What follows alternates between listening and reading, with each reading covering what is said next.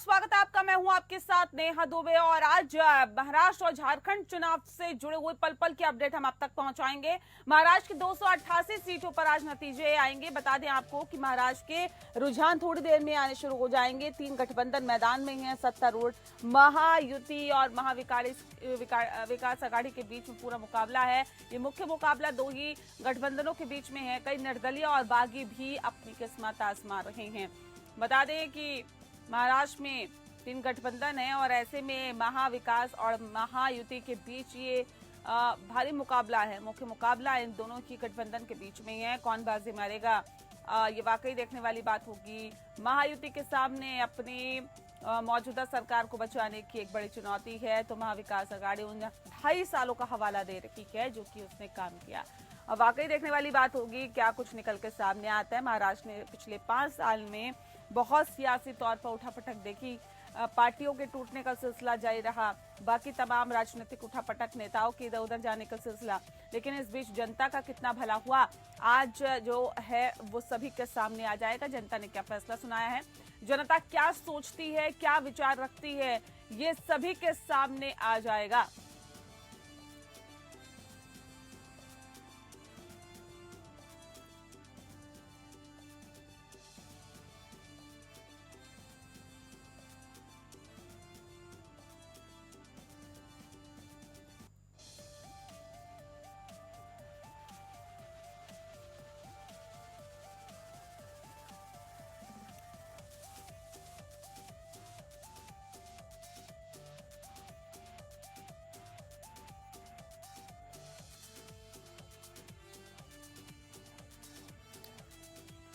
जी हाँ, तो आपको बता दें कि कई निर्दलीय और बागी विधायक भी अपनी किस्मत इस वक्त आजमा चुके हैं और आज दरअसल तय हो जाएगा कि आखिर जनता ने किसकी किस्मत चमकाई है और किसको वापस घर कर भेज दिया है। दरअसल महाराष्ट्र के रुझान अभी थोड़ी ही देर में आने शुरू हो जाएंगे। 8 बजे से वोटों की गिनती शुरू हो जाएगी और ऐसे में बताया जा रहा है कि जो रुझान है ये सभी पार्टियों के लिए, सभी गठबंधनों के लिए बेहद महत्वपूर्ण है। तो इन चुनावों में किसकी तकदीर चमकती है और किसको निराशा हाथ लगती है, इसके लिए थोड़ा सा इंतजार करना पड़ेगा, क्योंकि अब बस कुछ ही देर में वोटों की गिनती शुरू। तमाम जो नेता है वो उनकी जो सांसें हैं, जो दिल की धड़कन है वो लगातार बढ़ती जा रही है। तमाम जो ऑफिसर्स हैं, जो काउंटिंग स्थल पर मौजूद हैं, जो तमाम अधिकारी हैं वो वहां पर मौजूद हैं। इस बीच एक और बड़ी खबर, महाराष्ट्र झारखंड में वोटों की गिनती शुरू हो गई है। इस वक्त की बड़ी खबर हम आप तक पहुंचा रहे हैं। महाराष्ट्र झारखंड में वोटों की गिनती शुरू हो गई है और वोटों की गिनती में कौन बाजी मारता है इस पर सभी की निगाहें हैं। लेकिन फिलहाल आपको बता दें कि थोड़ी देर में रुझान आने शुरू हो जाएंगे और वोटों की गिनती क्योंकि शुरू हो चुकी है तो रुझान भी थोड़ी देर में आने शुरू हो जाएंगे। बड़ी खबर पर लगातार हम बने। और चलिए झारखंड से इस वक्त की बड़ी खबर आ रही है। झारखंड विधानसभा की 81 सीटों पर मतगणना, झारखंड के रुझान थोड़ी देर में आने शुरू हो जाएंगे और वोटों की गिनती भी शुरू हो चुकी है। बता दें आपको कि झारखंड में जीत का आंकड़ा है 41, यानी कि जादुई आंकड़ा ये जो है वो 41 है। 41 सीटें जीतनी होगी किसी भी पार्टी को अपनी सरकार बनाने के लिए, किसी भी गठबंधन को अपनी सरकार बनाने के लिए। झारखंड में बीजेपी बनाम जेएमएम है और झारखंड में इंडिया गठबंधन और एनडीए के बीच कड़ा और बड़ा मुकाबला देखा जा रहा है। अजय सिंह ब्यूरो हेड सीधे हमारे साथ रांची से फोन लाइन पर जुड़ गए हैं। अजय, जानना चाहेंगे आपसे फिलहाल क्या स्थिति बनी हुई है, वोटों की गिनती शुरू हो गई है? अंतिम चरण है जो है वोटों की गिनती आज से शुरू हो गई है। 7 बजे से ही है मतगणना केंद्र पर यह है सारे मतदान कर्मी जो है वो ये अभी जो है वोटों को जो एक तरह से बंडल बनाने में लगे हुए हैं और उसके बाद जो है थोड़ी ही देर में जो है वो लगभग लगता है कि 9 बजे से है वो रुझान आने शुरू हो जाएंगे। चूंकि जो ये जो ऐसा लगता है कि ये इस बार का जो चुनावी जो महासंग्राम है उसका जो फाइटिंग है वो बिल्कुल नेक टू नेक होगा। ये 15 से जो 18 सीटें हैं जो ये फैसला करेंगी कि इंडी गठबंधन की ओर पलड़ा झुकेगा कि एनडीए की ओर पलड़ा झुकेगा। चूंकि ये जो है हटिया सीट जो है टाटा सिंहभूम, जिसको जमशेदपुर वेस्ट बोला जाता है, सारठ है, चंदन क्यारी है, बेरमू है, डुमरी है, बड़का गांव है, यानी ये तमाम जो 18-17 सीटें हैं ये सीटें ये निर्धारित करेंगी। चूंकि ये जो मतदान के समय में जो रुझान आ रहा था उनका जो लगता था कि ये जो वोट का जो परसेंट है वो बिल्कुल नेक टू नेक रहेगा। तो यही जो 15-18 सीटें जो होंगी वो निर्णायक साबित होंगी कि किस तरफ जो है वो पलड़ा झुकेगा, विजय का रथ किसकी ओर बढ़ेगा। क्योंकि जो लगभग जो है आधे सीट से ज्यादा जो है वो लगभग वो क्लियर है, लेकिन एनडीए और इंडी गठबंधन में जो है वो 15 से 18 सीट जो है वो बिल्कुल कांटे की लड़ाई लग रही है। तो ये जिधर भी पलड़ा झुकेगा वो लगभग वो उधर ही वोट का शिफ्टिंग होगा और उधर ही वो जीत जो है वो अग्रसर होगा। जी बिल्कुल अजय, लेकिन मुद्दे बहुत हावी रहे। हमने देखा कि विधानसभा चुनाव के मद्देनजर जनसभाएं हुई, रैलियां हुई, अपने पक्ष में माहौल बनाने की कोशिश की, लेकिन क्या लगा ऐसा कौन सा विषय रहा जो झारखंड की सियासत में, झारखंड की राजनीति में काफी ज्यादा मायने इन चुनावों के मद्देनजर रखा? देखिए, जब इंडी गठबंधन की बात करें तो इंडी गठबंधन ने जो एक बड़ा, हेमंत की सरकार ने एक बड़ा जो चुनाव से ठीक पहले, मतलब 3 से 4 महीने पहले इसने एक बड़ा दाव खेला था और एक मैया योजना होती है, मैया योजना को उसने लॉन्च किया था। मैया योजना में क्या होती है कि जो 1000 रुपये प्रति जो 18 साल से लेकर 50 साल की जितनी भी महिलाएं हैं उनको 1000 रुपया का वो कैश दिया गया था, उनके खाते में सीधे ट्रांसफर होता था। दूसरी तरफ जब भाजपा के स्टार प्रचारक आए और भाजपा ने भी, यानी एनडीए गठबंधन ने भी जब अपने पूरी ताकत झोंकी और जब नब्ज पकड़ा तो उसने भी एक दिया कि हम लोग जो है जब सरकार में वापस आएंगे तो हम लोग 2200 रुपये जो है प्रति मंथ देंगे। उसके एवज में फिर से जो है इंडी गठबंधन के एक नया दांव खेला। उसने कहा कि 2500 रुपये अब हम हर जो खाताधारी है उनके उसमें खाते में जाएगा, और वो लगभग आने लगा। तो ये जो मसला था, जो हिट मसला था। दूसरी तरफ जो है स्थानीयता का मुद्दे तो हमेशा से झारखंड में हावी रहे हैं, जो 1932 का खतिहान और जो है ये सबसे बड़ा ये रहा है। दूसरी तरफ एक और भी है कि एक सरना धर्म कोड जो है वो झारखंड में एक लंबे समय से लंबित है कि इसमें रहता है कि सरना कोड धर्म को लागू किया जाए, और इसके लिए बराबर से ये झारखंड जब से बना है तब से ये जो है इस पर राजनीति होती आई है। अब देखने वाली बातें होंगी। दूसरी तरफ और भी एक है, बेरोजगारी थी, भ्रष्टाचार था, और सबसे बड़ी बात है कि जो यहाँ जो झारखंड की जो सबसे बड़ी समस्या होती है नक्सलियों की, वो नक्सली समस्या लगभग गौन हो गया था, लेकिन जो स्थानीयता का मुद्दे हैं, बेरोजगारी के मुद्दे हैं, भ्रष्टाचार के मुद्दे हैं, वो परस्पर वो हावी रहे हैं। जी, बहुत शुक्रिया आपका अजय, तमाम जानकारी हम तक पहुंचाने के लिए। आप बने रहिए और अपनी जो नजरें हैं इन तमाम अपडेट्स पर गड़ा के रखिए। हम फिर लौटेंगे आपके पास। फिलहाल शुक्रिया जानकारी देने के लिए। तो फिलहाल आपको बता दें जो हालात और जो स्थिति है उसके मद्देनजर वोटों की गिनती शुरू हो चुकी है, और बताया जा रहा है कि वोटों की गिनती शुरू होने के साथ साथ ही नेताओं के दिल की धड़कन फिलहाल बढ़ी हुई है। झारखंड और महाराष्ट्र के ये आज नतीजे आएंगे और रुझान आने अब बस कुछ ही देर में शुरू हो जाएंगे। रुझानों से ही ये तय होगा कि आखिर नतीजे किस तरह से रहेंगे। एग्जिट पोल जो हमने आपको दिखाया था, जाहिर तौर पे उसमें भारतीय जनता पार्टी के लिए अच्छी खबर थी, लेकिन क्या एग्जैक्ट पोल भी ऐसे ही होंगे, इस पर सभी की निगाहें हैं, क्योंकि नतीजे जो हैं वो शाम तक क्लियर हो जाएंगे, या ये कहा जा सकता है दोपहर तक क्लियर हो जाएंगे। लेकिन फिलहाल जो है वो रुझान आने शुरू हो जाएंगे और ये रुझान ही नतीजों में तब्दील होंगे। तो बड़ी खबर पर लगातार हम बना हुआ। बता दें आपको कि झारखंड और महाराष्ट्र ये दो ऐसे स्टेट है जहां पर चुनाव हुआ। हालांकि उपचुनाव भी हुए और उपचुनाव पर भी सभी की निगाहें टिकी हुई है। बता दें आपको फिलहाल महाराष्ट्र की अगर हम बात करें 2019 के जो नतीजे थे वो कुल 288 सीटें इसमें थी और बीजेपी 105 सीटों पर कब्जा करने में कामयाब रही थी, जबकि शिवसेना 56 सीटें जीत पाई थी। एनसीपी 54, कांग्रेस 44 और अदर्स के हाथ में 29 सीटें गई थी। और एक बीच एक और बड़ी खबर, झारखंड का पहला रुझान सामने आ गया। बता दें आपको कि रुझान आने, जैसे कि हमने कहा था, अभी शुरू हो जाएंगे रुझानों में। एनडीए 5 सीटों पर बढ़त बनाए हुए हैं, 5 सीटों पर आगे चल रही है एनडीए। रुझानों में इंडिया गठबंधन 3 सीटों पर आगे हैं।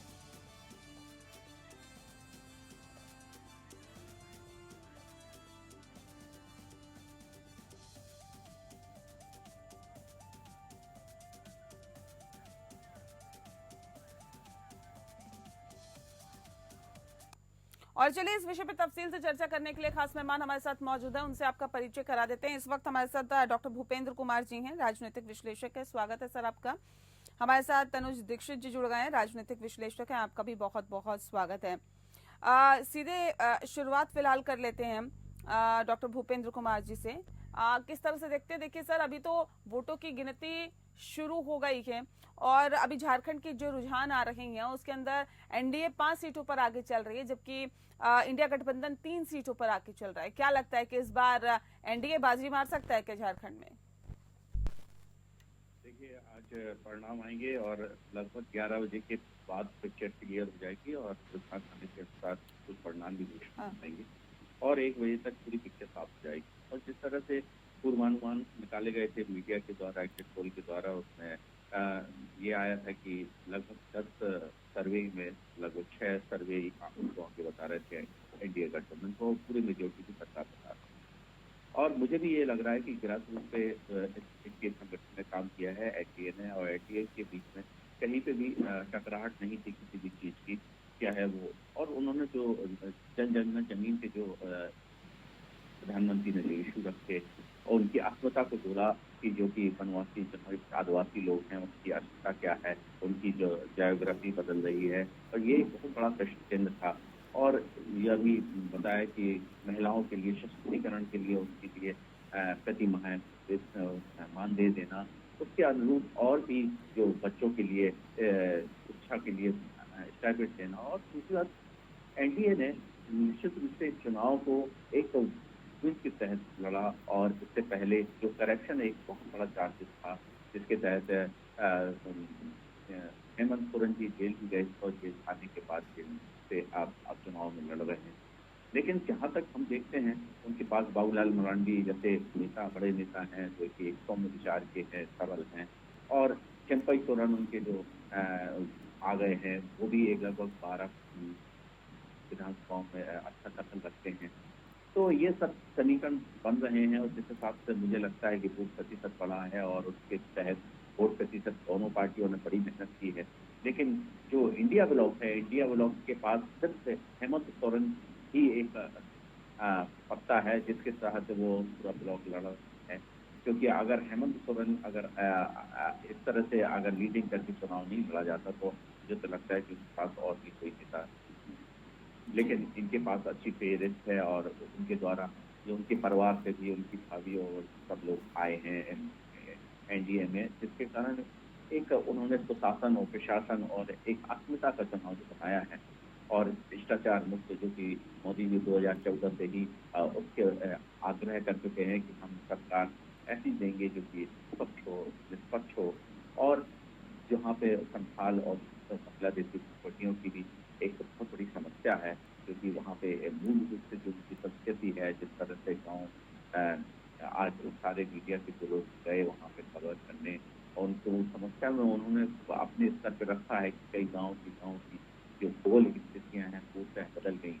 तो ये एक बहुत महत्वपूर्ण चुनाव है का, और इससे कोई दो मत नहीं है कि मुझे भी ये लग रहा है और जिस तरह से एनडीए ने काम किया है और जिस तरह से चुनाव लड़ा है, चाहे अमित शाह की स्ट्रेटेजी हो, चाहे वहाँ का प्रांत का नेतृत्व हो, और उनने बिल्कुल राष्ट्रीयता को भी अपने बिल्कुल में लाया है, और साथ साथ हिंदुत्व का भी प्रभाव पड़ा है, और जो वोट एकत्रीकरण हुआ है जिसका परिणाम हम शायद 11 बजे के बाद अच्छी तरह से पिक्चर क्लियर कर सकेंगे और इससे अच्छी चर्चा कर सकेंगे कि एग्जिट पोल वास्तव में क्या सही निकल रहे हैं। जी ठीक है, लेकिन मैं तनुज जी का रुख करती हूँ। तनुज जी, जिस तरह से वोटिंग हुई झारखंड विधानसभा चुनाव की, पहले हम बात कर रहे हैं क्योंकि पहला चरण 43 सीटों पर था, तकरीबन 66% वोटिंग हुई। दूसरा चरण 38 सीटों पर था, तकरीबन 68% वोटिंग हुई। ये वोटिंग क्या बताती है? जब इस तरह की वोटिंग होती है तो ये बताती है कि सत्ता परिवर्तन होगा या मौजूदा सरकार एक बार फिर से रिपीट करेगी। देखिए नेहा जी, झारखंड के अंदर हम अगर सन 2000 से देखें तो हमेशा से एक बार जो है कोई अगर अन्य जेएम की पार्टी की सरकार रहती है, एक बार बीजेपी की रहती है, तो वैसा वैसा चलता रहता है। और जैसे कि अभी पिछली बार हेमंत सोरेन जेएम की पार्टी की सरकार थी, तो निश्चित रूप से ऐसा लगता है कि इस बार जो सरकार बनेगी वो भारतीय जनता पार्टी की बनेगी। ये as per the change pattern की हम बात कर रहे हैं। नहीं, ये तो देखिए, फिर उत्तराखंड में भी हमने देखा था 5 साल बनाम 5 साल चलता था। एक बार कांग्रेस की सरकार रहती थी, एक बार भारतीय जनता पार्टी की। उत्तर प्रदेश में भी हमने देखा कि सरकार रिपीट नहीं होती थी। लेकिन ये तो एक मिथक है कि 5 साल बनाम 5 साल ही होता है। क्या इसके बिहाफ पे कहा जा सकता है कि नहीं जी देखिए, अब तो जेएमएम की सरकार जा रही है या इंडिया ब्लॉक की सरकार जा रही है, अब तो दूसरी सरकार आ रही है? अगर बात करें दूसरे मुद्दों की, अगर झारखंड की, तो झारखंड के 2 बड़े मुद्दे हैं जिनके ऊपर ये चुनाव लड़ा गया है। एक तो सबसे बड़ी बात जो है वो वहां पर गैस सिलेंडर को लेकर के जो एक अमाउंट बताया है 500 रुपए का, वहाँ 500 रुपए में भारतीय जनता पार्टी मैनिफेस्टो में 1 सिलेंडर का 2 सिलेंडर तक और देने का वादा करती है। वहीं कांग्रेस ने 500 रुपए में जो है अपने सिलेंडर के लिए दाम रखे हैं, लेकिन उन्होंने साथ में कुछ और नहीं रखा है। वहीं महाराष्ट्र में ये चीज आकर के 450 रुपए में हो रही है भारतीय जनता पार्टी के मैनिफेस्टो में। देखिए ये डिफरेंस जो है हम देखेंगे, एक तो दोनों स्टेट में 50 रुपए का डिफरेंस सिलेंडर का, जो कि आम, क्योंकि देखिए ये क्या है, एक बहुत मेजर फैक्टर है झारखंड जैसे राज्य के लिए। साथ ही रोजगार एक बहुत बड़ा फैक्टर है झारखंड जैसे राज्य के लिए। और देखिए आदिवासियों का उत्थान ये एक इतना बड़ा मकसद है कोई भी दल को।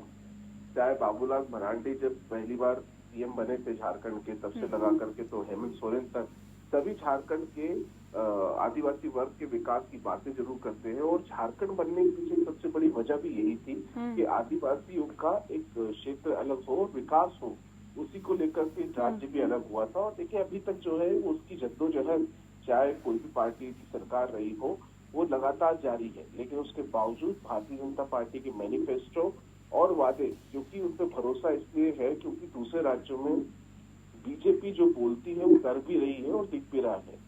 तो एक वो विश्वास जो है वो लोगों के अंदर कहीं ना कहीं स्थापित है। और यही एक वजह है कि वो बीजेपी की तरफ भी अपने वोट का इस्तेमाल किया होगा जनता ने। जी ठीक है, चलिए इसके लिए तो थोड़ा सा इंतजार करना पड़ेगा कि किसके लिए अभी इस्तेमाल हुआ है वोट का। लेकिन हम रैलियों की भी बात करते हैं। भूपेंद्र कुमार जी, जो रैलियां झारखंड में हुई है, अमित शाह की रैली की बात करें, 6 जनसभाएं उन्होंने की। नरेंद्र मोदी ने भी 6 जनसभाएं की, जेपी नड्डा ने 8 की, जबकि शिवराज सिंह चौहान ने 50-50 की, हेमंत बिस्वा शर्मा ने भी 50 जनसभाएं की। अब इसके मुकाबले अगर हम देखें तो हेमंत सोरेन अकेले ही 93 जनसभाएं करे उन्होंने की, कल्पना सोरेन ने 99 जनसभाएं की, जबकि तेजस्वी यादव ने 23 जनसभाएं की। तो ये जनसभाएं क्या बताती है कि उतना ज्यादा क्या भारतीय जनता पार्टी, क्या नरेंद्र मोदी को फुल फ्लैश नहीं लेके आई? क्या महज 6 जनसभाओं से ही अपने पक्ष में माहौल बनाने की कोशिश की गई, और क्या उस हिसाब से बन पाया? देखिए वहाँ पे आपने जिस तरह जनसभा बताई है, हेमंत सोरेन वो इंडिया ब्लॉक से अगर की है तो हेमंत सोरेन ने सभा की ना। जो इंडिया ब्लॉक के जितने भी और राष्ट्रीय नेता हैं, कांग्रेस के हैं या जो भी इनके साथ लड़ रहे हैं, तो वो तो क्लियर हो रहा है कि वो सिर्फ इन्हीं की लीड पे लड़ रहे हैं।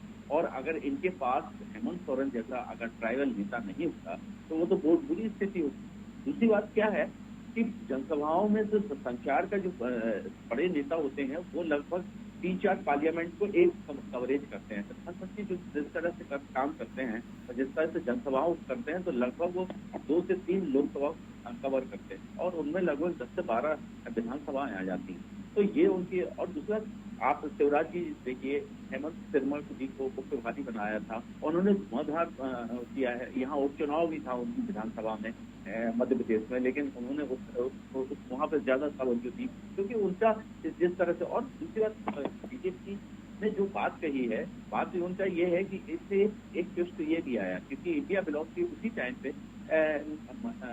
राष्ट्रीय अध्यक्ष खड़गे जी का स्टेटमेंट आया कि ऐसी घोषणाएं नहीं करनी चाहिए जिससे हम जनता की पूरी न कर सकें। और प्रधानमंत्री जी और बीजेपी एनडीए गठबंधन तो उस चीज को राजनीति को भूपेंद्र जी रोक रहे हैं यहाँ पे। इस बीच एक बड़ी खबर का रुख कर रहे हैं। महाराष्ट्र की 288 सीटों पर गिनती लगातार जारी है और इस बीच जो खबर आ रही है, बता दें आपको कि रुझान आने शुरू हो गए हैं। रुझान आ रही है, वो रुझान बहुत महत्वपूर्ण है क्योंकि यही रुझान जो है वो नतीजों में तब्दील होंगे।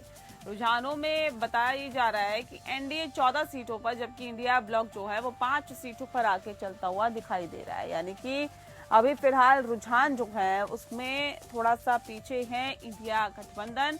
3 गठबंधन मैदान में है, जबकि मुख्य मुकाबला जो है वो महायुति और महाविकास आघाड़ी के बीच में है। जबकि इसमें बताया जा रहा है कि महायुति फिलहाल आगे चलता हुआ दिखाई दे रहा है और महाविकास आघाड़ी फिलहाल पीछे है और काफी पीछे है, क्योंकि अभी ये शुरुआती रुझान है। देखिए अभी ये धीरे धीरे नतीजों में तब्दील होंगे, तब भी हम आपको बताएंगे। लेकिन फिलहाल आपको बता दें कि शुरुआती रुझान में 5 सीटों पर इंडिया गठबंधन आगे है, जबकि 24 सीटों पर एनडीए आगे चल रहा है। मतलब एक बड़ा अंतर। सरबजीत सोनी ज्यादा जानकारी के साथ हमारे संवाददाता सीधे हमारे साथ जुड़ गए हैं। सरबजीत, रुझान आने शुरू हो गए हैं। रुझान में एनडीए काफी ज्यादा आगे बढ़ता हुआ दिखाई दे रहा है। जिस तरह से 8 बजे से जो है रुझान आने शुरू हो गए हैं, बैलेट पेपर की जो पहली काउंटिंग है वो शुरू हो चुकी है, जिसमें कहीं ना कहीं महाविकास आघाड़ी को कहीं ना कहीं कम सीटें मिलने के जो है बताए जा रहे हैं, लेकिन महायुति को सीट ज्यादा मिलती हुई नजर आ रही है। लेकिन अभी काउंटिंग की जो प्रक्रिया वो शुरू है।